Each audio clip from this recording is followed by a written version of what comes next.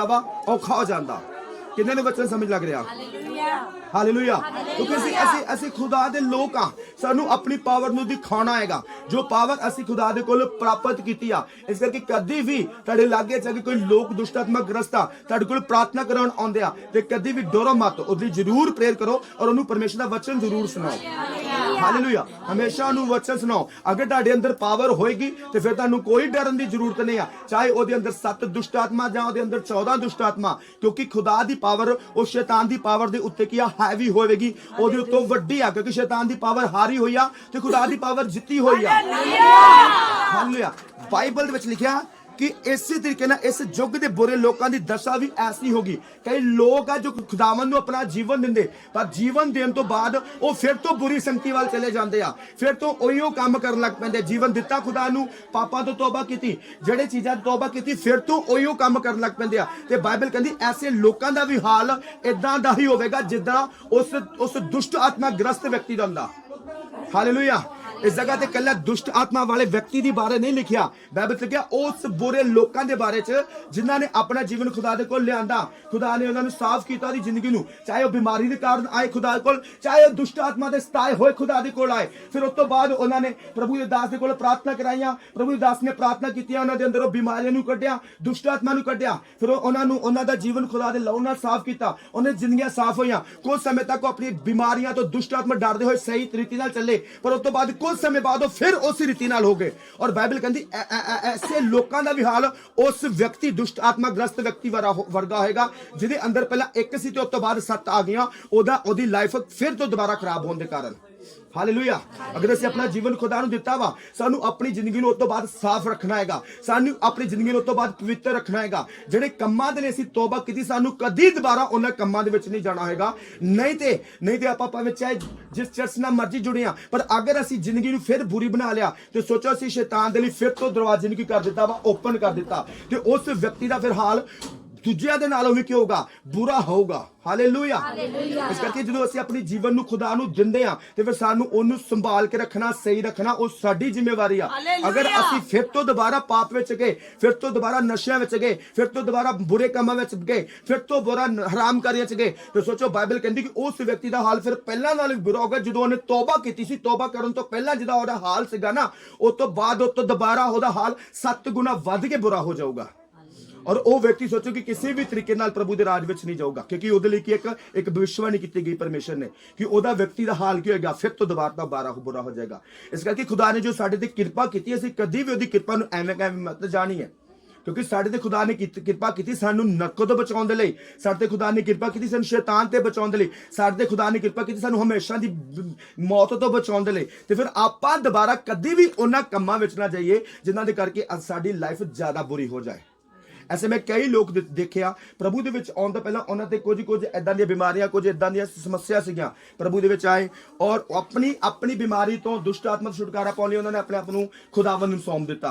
और जदों वेख्या दुष्ट आत्मा गई, जदों देखिया बीमारी गई, मसला हल हो गया, और उस तो बाद फिर तो वो अपनी बुरी लाइफ वाली बुरी जिंदगी दे विच जाना उन्होंने शुरू कर दिता। और उस तो बाद उन्हां लोकां दा हाल फिर तो भी ज्यादा तो ज्यादा कई गुना वध के उन्हां दा लोकां दा हाल बुरा हो गया। फिर वो भावें चर्च ते आ रहे आ पर लाइफ उन्हां दी ओही समस्या विच फसी आ, वो भावें प्रार्थना ते कर रहे आ पर लाइफ उन्हां दी फिर उन्हां समस्या विच फसी आ, उन्हां दी लाइफ विच कोई आनंद नहीं आ, उन्हां दी लाइफ टोटली समस्या विच जा चुकी है। कारण क्यों? क्योंकि उन्हां लोकां ने अपनी जिंदगी नूं साफ बना के नहीं रखिया, उन्होंने जिंदगी नूं फिर उदां दा बनाता जिहदे दे कारण शैतान फिर अंदर इंटर कर गया।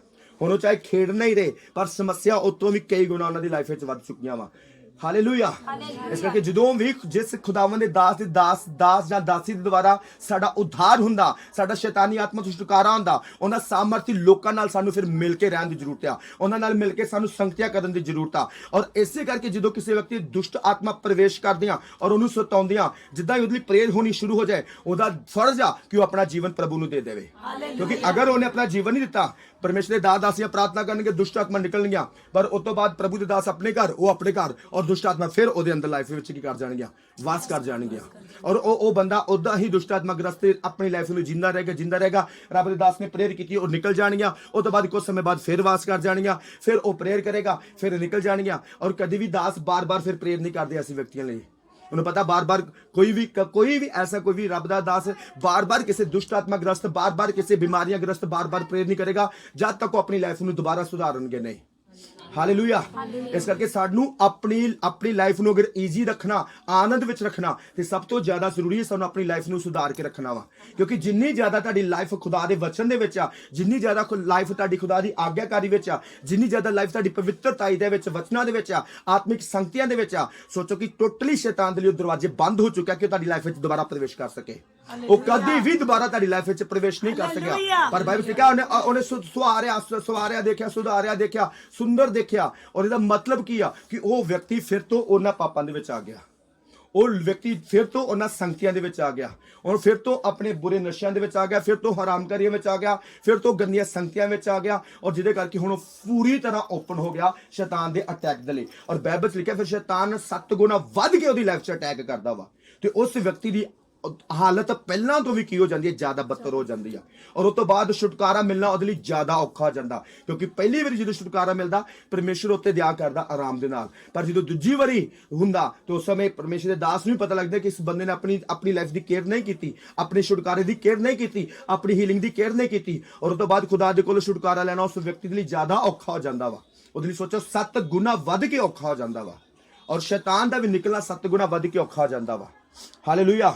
ਇਸ ਕਰਕੇ ਸਾਨੂੰ ਜ਼ਰੂਰੀ ਆ ਕਿ ਜਦੋਂ ਸਾਡੀ ਲਾਈਫ ਵਿੱਚ ਖੁਦਾਵੰਦ ਚਮਤਕਾਰ ਕਰਦਾ, ਚੰਗਿਆਈ ਕਰਦਾ, ਉਸ ਤੋਂ ਬਾਅਦ ਅਸੀਂ ਆਪਣੀ ਲਾਈਫ ਨੂੰ ਹੋਰ ਬਲੈਸਿੰਗ ਦੇ ਵਿੱਚ ਲੈ ਕੇ ਜਾਈਏ, ਅਸੀਂ ਆਪਣੀ ਲਾਈਫ ਨੂੰ ਹੋਰ ਆਨੰਦ ਵਿੱਚ ਲੈ ਕੇ ਜਾਈਏ, ਆਪਣੀ ਲਾਈਫ ਵਿੱਚ ਖੁਦਾ ਦੇ ਕੰਮਾਂ ਨੂੰ ਪਾਈਏ, ਆਪਣੀ ਲਾਈਫ ਵਿੱਚ ਖੁਦਾ ਦੀ ਸਾਮਰਥ ਨੂੰ ਪਾਈਏ, ਮਸਾ ਨੂੰ ਪਾਈਏ, ਤੇ ਇੱਕ ਸੱਚਮੁੱਚ ਖੁਦਾ ਦੇ ਵਿਸ਼ਵਾਸੀ ਬਣ ਕੇ ਜ਼ਿੰਦਗੀ ਜੀਏ। ਕਿਉਂਕਿ ਅਗਰ ਅਸੀਂ ਸਾਮਰਥ ਰਹਿਤ ਹੋਵਾਂਗੇ ਤੇ ਦੁਸ਼ਟ ਆਤਮਾ ਕਦੀ ਵੀ ਪ੍ਰਵੇਸ਼ ਕਰ ਸਕਦੀਆਂ ਵਾ, ਦੁਸ਼ਟ ਆਤਮਾ ਕਦੀ ਵੀ ਅਟੈਕ ਕਰ ਸਕਦੀਆਂ। ਇਸ ਕਰਕੇ ਸਾਨੂੰ ਆਪਣੀ ਲਾਈਫ ਨੂੰ ਸਾਮਰਥ ਨਾਲ ਭਰ ਕੇ ਰੱਖਣਾ ਕੀ ਆ, ਬੇਹੱਦ ਜ਼ਰੂਰੀ ਆ। ਕਿਉਂਕਿ ਉਸੇ ਸਾਮਰਥ ਦੇ ਦੁਆਰਾ ਵਿਅਕਤੀ ਬਲੈਸਿੰਗ ਵਿੱਚ ਜਾਂਦਾ, ਉਸੇ ਸਾਮਰਥ ਦੁਆਰਾ ਉਹ ਵਿਅਕਤੀ ਦੂਜੀਆਂ ਰੂਹਾਂ ਨੂੰ ਬਚਾਉਣਾ ਸ਼ੁਰੂ ਕਰ ਦਿੰਦਾ, ਉਸੇ ਸਾਮਰਥ ਦੁਆਰਾ ਉਹਦੀ ਉન્નਤੀ ਹੁੰਦੀ ਆ, ਉਹਦੀ ਤਰੱਕੀ ਹੁੰਦੀ ਆ, ਉਸੇ ਸਾਮਰਥ ਦੁਆਰਾ ਉਹਦੀ ਬਰਕਤ, ਉਹਦੀ ਸਾਮਰਥ ਵੱਧਦੀ ਚਲੀ ਜਾਂਦੀ ਆ। ਹਾਲੇਲੂਇਆ। ਹਾਲੇਲੂਇਆ। ਬਾਈਬਲ 'ਚ ਲਿਖਿਆ ਇਸ ਕਰਕੇ ਜੇ ਦੁਸ਼ਟ ਆਤਮਾ ਕਿਸੇ ਵਿਅਕਤੀ ਦੇ ਵਿੱਚੋਂ ਨਿਕਲਦੀ ਆ ਤੇ ਉਸ ਤੋਂ ਬਾਅਦ ਉਹ ਬਾਹਰ ਉਹਨੂੰ ਆਰਾਮ ਨਹੀਂ ਮਿਲਦਾ। ਉਹਨੂੰ ਜੋ ਉਸ ਵਿਅਕਤੀ ਦੇ ਵਿੱਚ ਮਿਲ ਰਿਹਾ ਸੀ, ਗੰਦੇ ਗਾਣੇ ਸੁਣਨ ਨੂੰ ਮਿਲਦੇ ਸੀ, ਗੰਦੀਆਂ ਚੀਜ਼ਾਂ ਦੇਖਣ ਨੂੰ ਮਿਲਦੀਆਂ ਸੀ, ਗੰਦੇ ਸ਼ੈਤਾਨੀ ਚੀਜ਼ਾਂ ਦੇਖਣ ਨੂੰ ਮਿਲਦੀਆਂ ਸੀ, ਔਰ ਆਰਾਮ ਨਾਲ ਵੇਖੀ ਆਣਾ ਬੁਰੀਆਂ ਗੰਦੀਆਂ ਚੀਜ਼ਾਂ ਦੇਖੀ ਆਣੀਆਂ, ਜੋ ਉਹਨੂੰ ਉਹਦੇ ਅੰਦਰ ਸਵਾਦ ਆਉਂਦੇ ਸੀ, ਉਹਨੂੰ ਬਾਹਰ ਕਦੀ ਵੀ ਨਹੀਂ ਆਏਗਾ। ਕਿਉਂਕਿ ਦੁਸ਼ਟ ਆਤਮਾ ਹਮੇਸ਼ਾ ਬੁਰੀਆਂ ਚੀਜ਼ਾਂ ਦਾ ਆਨੰਦ ਇੱਕ ਇਨਸਾਨ ਦੇ ਵਿੱਚੋਂ ਦੀ ਹੋ ਕੇ ਪ੍ਰਾਪਤ ਕਰਦੀਆਂ। ਹਾਲੇਲੂਇਆ। ਉਹ ਬਾਹਰ ਕਦੀ ਪ੍ਰਾਪਤ ਨਹੀਂ ਕਰ ਪਾਉਂਦੀਆਂ। ਜਦੋਂ ਵੀ ਉਹਨਾਂ ਨੂੰ ਹਮੇਸ਼ਾ ਲੋਕਾਂ ਦੇ ਮੈਂ ਦੇਖਿਆ ਉਹਨਾਂ ਨੂੰ ਤਲਬ ਚੱਲੂਗੀ, ਉਹ ਕਹਿੰਦੇ ਯਾਰ ਮੈਂ ਕਰਨਾ ਨਹੀਂ ਚਾਹੁੰਦਾ, ਮੇਰੇ ਅੰਦਰੋਂ ਕਿਉਂ ਇਹ ਹੋਣ ਡਿਆ? ਕਿਉਂਕਿ ਉਹ ਦੁਸ਼ਟ ਆਤਮਾ ਉਹਦੇ ਅੰਦਰ ਆ ਤੇ ਉਹ ਉਹਨੂੰ ਉਤਸ਼ਾਹਿਤ ਕਰ ਰਹੀ ਆ ਕਿ ਭਾਈ ਆਹ ਕੰਮ ਕਰ, ਭਾਈ ਆਹ ਕੰਮ ਕਰ, ਕਿਉਂਕਿ ਉਹ ਬੇਚੈਨ ਹੋ ਰਹੀ ਆ ਤੇ ਉਹ ਸ਼ੈਤਾਨੀ ਆਤਮਾ ਕੋਲ ਜ਼ਬਰਦਸਤੀ ਉਹ ਕੰਮ ਕਰੋਗੀ। ਹਮੇਸ਼ਾ ਜਦੋਂ ਇੱਕ ਵਿਅਕਤੀ ਦੇ ਅੰਦਰ ਹਰਾਮਕਾਰੀ ਦੀ ਆਤਮਾ ਨਿਕਲ ਜੂਗੀ ਤੇ ਜਿਹਦੇ ਅਗਰ ਉਹ ਖੁਦਾ ਦੇ ਵਿੱਚ ਵਚਨਾਂ ਤੋਂ ਖਾਲੀ ਰਿਹਾ, ਉਹ ਹਰਾਮਕਾਰੀ ਆਤਮਾ ਫਿਰ ਵਾਸ ਕਰੂਗੀ ਔਰ ਉਹ ਵਿਅਕਤੀ ਫਿਰ ਤੁਹਾਨੂੰ ਹਰਾਮਕਾਰੀ ਵਿੱਚ ਪਿਆ ਦਿਖੇਗਾ। ਅਗਰ ਇੱਕ ਵਿਅਕਤੀ ਨਸ਼ਾ ਤੋਂ ਆਜ਼ਾਦ ਹੋਇਆ ਵਾ ਤੇ ਜਦੋਂ ਹੀ ਉਹ ਖੁਦਾ ਦੇ ਅਗਰ ਆਤਮਾ ਨਾਲ ਭਰਿਆ ਨਹੀਂ ਤੇ ਕੁਝ ਸਮੇਂ ਬਾਅਦ ਫਿਰ ਉਹ ਨਸ਼ੇ ਦੀ ਆਤਮਾ ਨੂੰ ਉਹਨੂੰ ਉਤਸ਼ਾਹਿਤ ਕਰੇਗੀ। ਕਿਉਂਕਿ ਸ਼ੈਤਾਨੀ ਆਤਮਾ ਦਾ ਰਹਿਣ ਦਾ ਥਾਂ, ਖਾਣ ਦਾ ਥਾਂ, ਪੀਣ ਦਾ ਥਾਂ ਕੌਣ ਆ? ਇੱਕ ਇਨਸਾਨ। ਹਾਲੇਲੂਇਆ। ਇਸ ਕਰਕੇ ਆਪਣੀ ਲਾਈਫ ਵਿੱਚੋਂ ਆਦਤਾਂ ਨੂੰ ਬਦਲਣਾ ਹੈਗਾ। ਇੱਕ ਬੱਚੇ ਅੰਦਰ ਦੁਸ਼ਟ ਆਤਮਾ, ਬਾਹਰ ਦੇ ਦੇਸ਼ ਵਿੱਚ ਲਾਈਵ ਵੀਡੀਓ ਚੱਲਦੀ ਸੀ, ਕੁਝ ਸਮੇਂ ਦੀ ਗੱਲ ਆ, ਔਰ ਉਸ ਬੱਚੇ ਦੇ ਅੰਦਰ ਦੁਸ਼ਟ ਆਤਮਾ ਚੀਕ ਰਹੇ, ਬੋਲ ਰਹੇ। ਉਹਨੂੰ ਮਾਈਕ ਦਿੱਤਾ ਗਿਆ ਔਰ ਇੱਕ ਪਾਸਟਰ ਨੇ ਮਾਈਕ ਫੜਿਆ, ਉਹਨੂੰ ਕਿਹਾ ਕਿ ਤੂੰ ਦੁਸ਼ਟ ਆਤਮਾ ਇਸ ਬੱਚੇ ਦੇ ਵਿੱਚ ਕਿੱਦਾਂ ਆ ਗਈ? ਕਹਿੰਦੇ ਕਿ ਇਸ ਬੱਚੇ ਦੇ ਵਿੱਚੋਂ ਮੈਨੂੰ ਲਗਾਤਾਰ ਮੈਂ ਕਾਰਟੂਨ ਵੇਂਦੀ ਸੀ, ਇਸ ਬੱਚੇ ਦੇ ਅੰਦਰ ਮੈਂ ਹੌਲੀ ਹੌਲੀ ਗੰਦੀਆਂ ਚੀਜ਼ਾਂ ਵੇਂਦੀ ਸੀਗੀ ਔਰ ਜਿਹਦੇ ਕਰਕੇ ਮੈਂ ਇਹਦੇ ਵਿੱਚ ਵਾਸ ਕਰ ਗਈ। ਹਾਲੇਲੂਇਆ। ਉਹ ਤੇ ਤਦ ਪਤਾ ਲੱਗ ਗਿਆ ਕਿ ਉਹ ਰੱਬ ਦੀ ਹਜ਼ੂਰੀ ਵਿੱਚ ਬੱਚਾ ਆਇਆ ਸੀਗਾ ਤੇ ਜਦੋਂ ਰੱਬ ਦੀ ਪਾਵਰ ਅੱਗ ਉੱਥੇ ਚਰਚ ਵਿੱਚ ਕੰਮ ਕਰੀ, ਉਹ ਦੁਸ਼ਟ ਆਤਮਾ ਜ਼ਾਹਿਰ ਹੋ ਗਈ। ਹਾਲੇਲੂਇਆ। ਤੇ ਨਹੀਂ ਤਾਂ ਸੋਚੋ ਅੱਜ ਵੀ ਲੋਕਾਂ ਦੀਆਂ ਜ਼ਿੰਦਗੀਆਂ ਨੂੰ ਸ਼ੈਤਾਨ ਇਸ ਤਰੀਕੇ ਨਾਲ ਬਰਬਾਦ ਕਰ ਰਿਹਾ ਵਾ। ਆਪਣੀ ਲਾਈਫ ਵਿੱਚ ਕਦੀ ਉਹਨਾਂ ਗੰਦੀਆਂ ਚੀਜ਼ਾਂ ਨੂੰ ਨਾ ਆਉਣ ਦਿਓ। ਅਗਰ ਗੰਦੀਆਂ ਚੀਜ਼ਾਂ ਦੀ ਤਲਬ ਵੱਜਦੀ ਆ ਤੇ ਉਹਨਾਂ ਆਤਮਾ ਨੂੰ ਅੱਗ ਦਿਓ ਤੇ ਆਪਣੀ ਜ਼ਿੰਦਗੀ ਚੋਂ ਬਾਹਰ ਕੱਢੋ।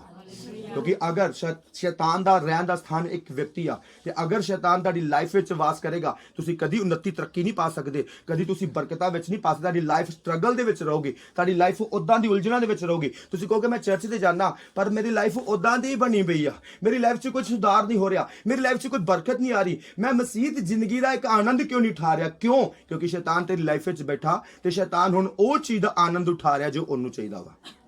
ਹਾਲੇਲੂਇਆ।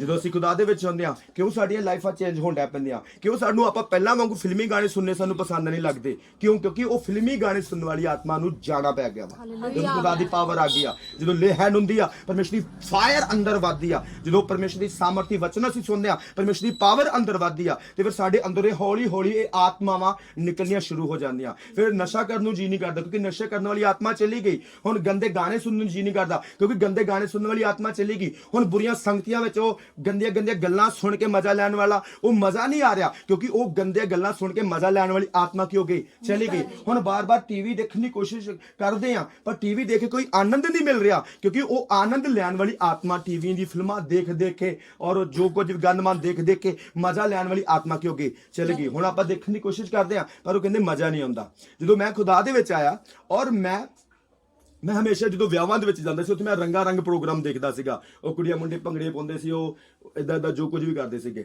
ਪਰ ਜਦੋਂ ਮੈਂ ਖੁਦਾ ਦੇ ਵਿੱਚ ਆ ਗਿਆ, ਮੈਂ ਪਵਿੱਤਰ ਆਤਮਾ ਪਾ ਗਿਆ, ਮੈਂ ਵਿਆਹ ਦੇ ਵਿੱਚ, ਔਰ ਮੈਨੂੰ ਫਿਰ ਸੀਗਾ ਉਦੋਂ ਮੈਂ ਸ਼ਾਇਦ ਪਾਸਟਰ ਬਣਿਆ ਜਾਂ ਨਹੀਂ, ਅੱਜ ਤੋਂ ਕੁਝ ਸਾਲ ਪਹਿਲਾਂ ਦੀ ਗੱਲ, 8-10 ਸਾਲ ਦੀ ਪਹਿਲਾਂ।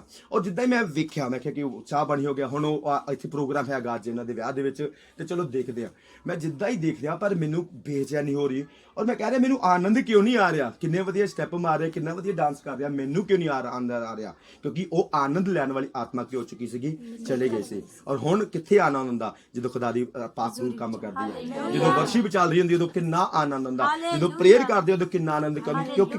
ਕਿਉਂਕਿ ਸਰੀਰਕ ਆਨੰਦ ਲੈਣ ਵਾਲੀ ਆਤਮਾ ਕੀ ਹੋ ਚੁੱਕੀ ਅਸੀਂ ਚਲੀਆਂ ਗਈਆਂ ਸੀਗੀਆਂ। ਔਰ ਫਿਰ ਐਸੇ ਲੋਕਾਂ ਦੇ ਅੰਦਰ ਖੁਦਾ ਦੀ ਪਾਵਰ ਕੰਮ ਕਰਦੀ ਆ, ਔਰ ਐਸੇ ਲੋਕ ਫਿਰ ਕਦੀ ਸ਼ਰਮਿੰਦਾ ਨਹੀਂ ਰਹਿੰਦੇ। ਅੱਜ ਐਸੇ ਵਿਸ਼ਵਾਸੀ ਵੀ ਤੁਸੀਂ ਦੇਖੋਗੇ 5 ਸਾਲ 10 ਸਾਲ ਚਰਚ ਵਿੱਚ ਹੁੰਦੇ ਆ, ਪਰ ਅੱਜ ਵੀ ਉਹ ਸ਼ਰਮਿੰਦਗੀ ਦੀ ਜ਼ਿੰਦਗੀ ਜੀ ਰਹੇ ਆ। ਸ਼ੈਤਾਨ ਉਹਨਾਂ ਦੀ ਲਾਈਫ ਨੂੰ ਪੂਰੀ ਤਰ੍ਹਾਂ ਬਰਬਾਦ ਕਰਕੇ ਰੱਖਿਆ ਹੋਇਆ ਪਿਆ। ਸ਼ੈਤਾਨ ਉਹਨਾਂ ਦੀ ਲਾਈਫ ਵਿੱਚ ਅਟੈਕ ਕਰਦਾ ਪਿਆ, ਔਰ ਉਹ ਲੋਕਾਂ ਨੂੰ ਆਪਣੇ ਦੁੱਖ ਦੱਸ ਰਿਹਾ, ਲੋਕਾਂ ਨੂੰ ਆਪਣੀਆਂ ਸਮੱਸਿਆ ਦੱਸ ਰਿਹਾ। ਔਰ ਉਹ ਐਸੇ ਲੋਕ, ਬਾਈਬਲ ਕਹਿੰਦੀ ਉਹ ਪ੍ਰਭੂ ਦੇ ਨਾਂ ਦੀ ਬਦਨਾਮੀ ਕਰਨ ਵਾਲੇ ਲੋਕ ਹੁੰਦੇ ਆ, ਕਿਉਂਕਿ ਉਹਨਾਂ ਦੇ ਅੰਦਰ ਪਾਵਰ ਨਹੀਂ ਆ। ਤੇ ਪਾਵਰ ਕਿਉਂ ਨਹੀਂ ਆ? ਕਿਉਂਕਿ ਉਹਨਾਂ ਨੇ ਆਪਣੀ ਲਾਈਫ ਨੂੰ ਕਦੀ ਸੁਧਾਰਿਆ ਹੀ ਨਹੀਂ ਆ। ਉਹ ਚਰਚ ਤੇ ਜਾਂਦੇ ਆ, ਪਰ ਅੱਜ ਵੀ ਉਹ ਗੰਦੇ ਗਾਣਿਆਂ ਵਿੱਚ ਸੁਣਦੇ ਆ, ਅੱਜ ਵੀ ਲੋਕਾਂ ਵਾਂਗੂ ਜੀ ਰਹੇ। ਉਹਨਾਂ ਦਾ ਲੋਕਾਂ ਦੇ ਵਿੱਚ ਤੇ ਉਹਨਾਂ ਦੇ ਵਿੱਚ ਕੋਈ ਫਰਕ ਨਹੀਂ ਆ, ਸਿਵਾਏ ਐਤਵਾਰ ਚਰਚ ਜਾਣ ਤੋਂ ਇਲਾਵਾ। ਹਾਲੇਲੂਇਆ। ਸ਼ੈਤਾਨ ਜਿਸ ਤਰ੍ਹਾਂ ਦੂਜੇ ਵਿਅਕਤੀ ਦੀ ਉਦਾਂ ਹੀ ਉਹਦੇ ਆ, ਸਿਰਫ ਫਰਕ ਕੀ ਆ? ਉਹ ਬੰਦਾ ਹੋਰ ਕਿਤੇ ਜਾਣ ਡਿਆ, ਉਹ ਬੰਦਾ ਚਰਚ ਜਾਣ ਡਿਆ। ਤੇ ਫਰਕ ਉਹਦੀ ਲਾਈਫ ਵਿੱਚ ਵੀ ਕੁਝ ਨਹੀਂ ਆ, ਤੇ ਫਰਕ ਉਹਦੀ ਲਾਈਫ ਵਿੱਚ ਵੀ ਕੁਝ ਨਹੀਂ ਆ। ਉਹ ਵੀ ਆਪਣੇ ਦੁੱਖੜੇ ਸੁਣਾ ਰਿਹਾ, ਤੇ ਚਰਚ ਜਾਣ ਵਾਲੇ ਵਿਸ਼ਵਾਸੀ ਵੀ ਆਪਣੇ ਦੁੱਖੜੇ ਸੁਣਾ ਰਿਹਾ। ਉਹ ਵੀ ਆਪਣੀਆਂ ਸਮੱਸਿਆ ਸੁਣਾ ਰਿਹਾ, ਉਹ ਵੀ ਸਮੱਸਿਆ ਸੁਣਾ ਰਿਹਾ। ਉਹ ਵੀ ਆਪਣੀ ਗਰੀਬੀ ਸੁਣਾ ਰਿਹਾ, ਉਹ ਵੀ ਆਪਣੀ ਗਰੀਬੀ ਸੁਣਾ ਰਿਹਾ। ਉਹ ਵੀ ਆਪਣੀ ਬਿਮਾਰੀ ਸੁਣਾ ਰਿਹਾ, ਉਹ ਵੀ ਆਪਣੀ ਬਿਮਾਰੀ ਸੁਣਾ ਰਿਹਾ। ਉਹ ਵੀ ਆਪਣੀ ਤੰਗੀ ਸੁਣਾ ਰਿਹਾ, ਉਹ ਵੀ ਆਪਣੀ ਤੰਗੀ ਸੁਣਾ ਰਿਹਾ। ਉਹ ਵੀ ਆਪਣੀ ਫੈਮਿਲੀ ਦੀਆਂ ਪ੍ਰੋਬਲਮਾਂ ਸੁਣਾ ਰਿਹਾ, ਤੇ ਉਹ ਵੀ ਫੈਮਿਲੀ ਦੀਆਂ ਪ੍ਰੋਬਲਮ ਸੁਣਾ ਰਿਹਾ। ਤੇ ਫਿਰ ਕਿੱਥੇ ਆ ਖੁਦਾ ਦੀ ਪਾਵਰ?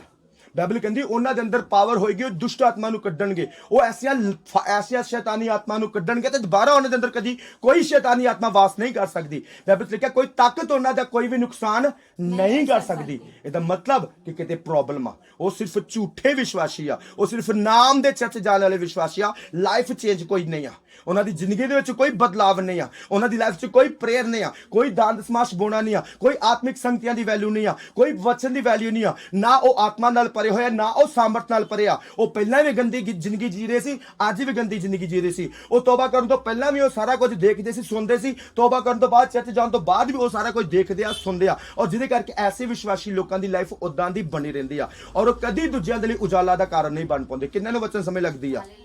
ਹਾਲੇਲੂਇਆ। ਪ੍ਰਭੂ ਕਹਿੰਦਾ ਮੈਂ ਤੁਹਾਨੂੰ ਦੂਜਿਆਂ ਨੂੰ ਚਾਨਣ ਦੇਣ ਵਾਲੇ ਬਣਾਇਆ। ਯਿਸੂ ਮਸੀਹ ਕਹਿੰਦਾ ਮੈਂ ਜਗਤ ਦੀ ਜੋਤੀਆਂ, ਤੇ ਯਿਸੂ ਮਸੀਹ ਨੇ ਕਿਹਾ ਤੁਸੀਂ ਵੀ ਜਗਤ ਦੀ ਕੀਆਂ ਜੋਤੀਆਂ। ਤੇ ਜੇ ਜੋਤੀਆਂ, ਤੇ ਸਾਡੀ ਲਾਈਟ ਦੂਜਿਆਂ ਨੂੰ ਦਿਖਣੀ ਚਾਹੀਦੀ। ਔਰ ਸਾਡੀ ਲਾਈਟ ਇਹ ਨਹੀਂ ਆ ਕਿ ਅਸੀਂ ਤੰਗੇ ਲੋਕਾਂ ਨੂੰ ਸੁਣਾ ਰਹੇ ਹਾਂ। ਸਾਡੀ ਲਾਈਟ ਇਹ ਨਹੀਂ ਆ ਕਿ ਅਸੀਂ ਲੋਕਾਂ ਨੂੰ ਬਿਮਾਰੀਆਂ ਸੁਣਾ ਰਹੇ ਹਾਂ। ਸਾਡੀ ਲਾਈਟ ਇਹ ਨਹੀਂ ਆ ਕਿ ਲੋਕਾਂ ਨੂੰ ਸ਼ੈਤਾਨ ਦੁਸ਼ਟ ਆਤਮਾ ਸੁਣਾ ਰਹੇ ਹਾਂ। ਸਾਡੀ ਲਾਈਟ ਇਹ ਨਹੀਂ ਆ ਕਿ ਲੋਕਾਂ ਨੂੰ ਆਪਣੇ ਫੈਮਿਲੀ ਦੇ ਝੰਜਟ ਸੁਣਾ ਰਹੇ ਹਾਂ, ਫੈਮਿਲੀ ਦੇ ਸਟਰਗਲ ਸੁਣਾ ਰਹੇ ਹਾਂ, ਫੈਮਿਲੀ ਦੇ ਕਲੇਸ਼ ਸੁਣਾ ਰਹੇ ਹਾਂ। ਇਹ ਸਾਡੀ ਲਾਈਟ ਨਹੀਂ ਆ, ਇਹ ਹਨੇਰੀ ਦੀ ਤਾਕਤ ਦੇ ਕੰਮ ਆ ਜੋ ਉਸ ਵਿਅਕਤੀ ਦੀ ਜ਼ਿੰਦਗੀ 'ਚ ਅੱਜ ਵੀ ਹੋ ਪਾ ਰਿਹਾ। ਤੇ ਉਹ ਕਿਉਂ ਹੋ ਪਾ ਰਿਹਾ? ਉਹਨੂੰ ਆਪਣੀ ਲਾਈਫ ਨੂੰ ਸਹੀ ਕਰਨਾ ਹੋਊਗਾ। ਤੇ